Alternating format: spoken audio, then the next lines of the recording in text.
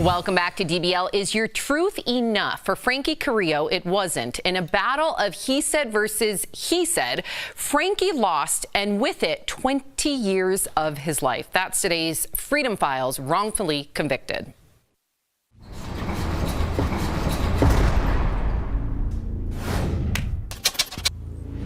January 18th, 1991. 6 teenage boys are standing outside a home in Linwood, California. 41-year-old Donald Sarpy, the father of one of the boys, steps into the driveway. A car approaches, and a man inside opens fire.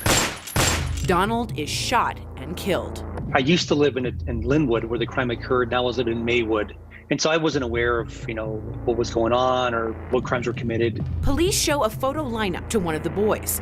16-year-old Franky Carrillo is in one of the pictures. Years prior, when I was still living in Linwood, they were just doing what they did, which was racial profile the youngsters. I was pulled over on my bicycle, me and a bunch of other friends, and the cop just said, "Hey, what are you guys up to?" And then the final question was, "Do you mind if I take your picture?"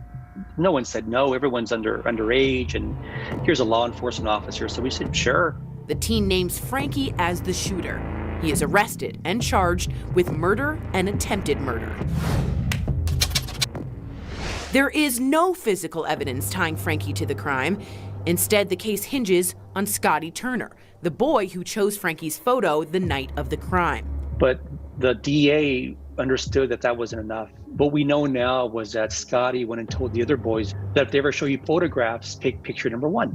It went from one boy saying that I was a murderer to now 6 boys saying that I was a murderer. To the DA's surprise, jurors split and Franky's case is declared a mistrial. Then another stroke of luck for the teen, Scotty recants his statement. But despite the change to the case, the DA pushes forward with a second trial. The evidence had been polished on the witnesses' end, and I think mine went the wrong way. Franky is found guilty and sentenced to 30 years to life in prison. Someone gave me some great advice to just make some noise. The idea was to write letters. For 20 years, Franky writes letters to the outside world with hopes that someone will hear his story and help.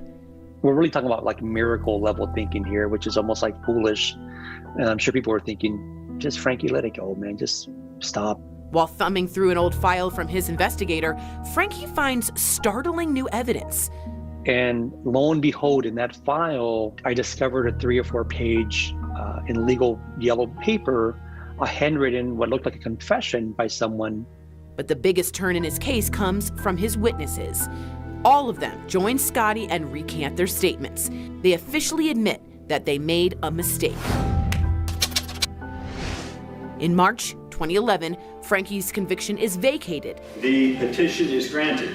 The conviction of petitioner Francisco Carrillo Jr. is set aside and judgment is vacated. And he is released from prison. I went in at 16 and I was now 37 years old. And the judge said, you're free to go. Have a good life. And I walked out. 1 month later, the case against him is dismissed and Franky is a free man after serving 20 years behind bars. Franky, welcome to DBL. Hi, guys. Thank you for having me. You've overcome so much adversity. Your case resulted in a mistrial, but you were found guilty at your second trial. What was going through your head? I was a naive 16-year-old boy when I was arrested. I believed that people were going to go to court and tell the truth, and this would all be resolved. And unfortunately for me, that's not what happened. People came to court, lied.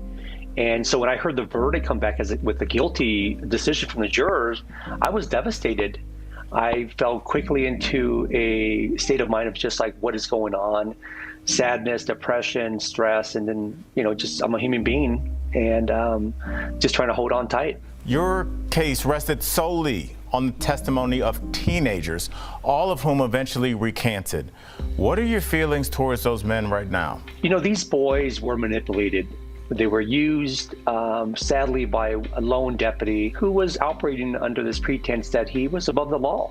And so when they were testifying, they were really just following orders. And so what I think about them now after all these years, nearly 30 years after their initial testimony, is I feel bad that the system would allow that to happen. because they have to live with the fact too that they were involved in a conspiracy, a framing. They had a chance to come forward and tell the truth, which is liberating, I suppose, for them as well. I hold no animosity towards them, and I wish them the best. Wow, you are an incredible person, Franky. And speaking of corruption, a deputy from your case was found to be a member of the Linwood Vikings, which to our viewers is a secret gang of police officers with neo-Nazi ties. How do you think that deputy affected your case? It's at the core of my case. This deputy was an overzealous deputy who was overstepping his bounds. So here's a homicide investigation, and here's a lone deputy trying to move up the ranks in his own mind and solve the case in less than 10 hours. It's one thing to accuse an officer of being overzealous or stepping his boundaries and being a bad officer ultimately. When there is evidence of that from other legal cases that support that claim, he's retired now, which is great, but I wonder about all the other cases that he worked on that haven't been looked at. I'm sorry, he's retired? Is he getting pension? I'm sure he is. Wow. I'm sure he just, he just walked away from this with, maybe whatever you get, gold watch or a gold badge or something. Here's the thing. You are, despite everything, not only, we are listening to you speak, not only are you so positive, but you are such an advocate. You currently serve. Are you hoping for a future in politics? I sure hope so. I would feel more confident if you were representing the constituents. Well, you're kind of jumping the gun here. No, we're not, Franky. We're pushing you now. We're launching you right now, Franky. Yep. This is your kickoff. Well, Al, thank you guys for the encouragement. I actually was elected last year, the Los Angeles County Democratic Central Committee. But it's you're in the game. You understand the dynamics of what's going on behind the scenes. And I came home with this advocacy mentality. From your mouth to God's ears. Let's hope that I can get into a position of power someday, and be an advocate for my community. Franky, thank you so much for joining us here on DBL. It's been an absolute pleasure. We'll be right back. Thanks, Franky. Thank you.